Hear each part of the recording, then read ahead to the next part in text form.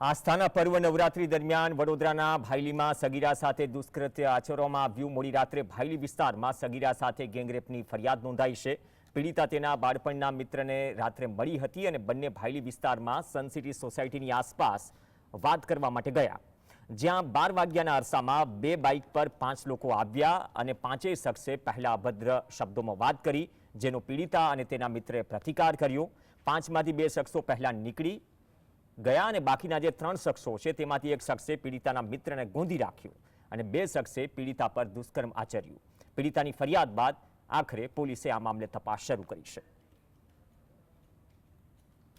પીડિતાનો મિત્રનો ગોંધી રાખ્યા હતા અને 2 લોકો પીડિતા સાથે દુષ્કર્મ આચર્યા હતા અને એ કરીને લગભગ 12:30ની આરિસામાં એ લોકો ત્યાંથી નીકળી ગયા હતા।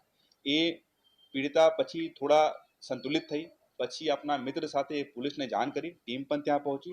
પહેલા તો જે ઘટના સ્થળ હતું એને કોર્ડન કરવામાં આવ્યું તાકી પુરાવાનો નાશ ના થઈ શકે। એફએસએલ ટીમને પણ બોલાવવામાં આવ્યા અને સ્થળ ઉપરથી ઘણા બધા એવિડન્સ અમે લોકોને મળી ગયા છે।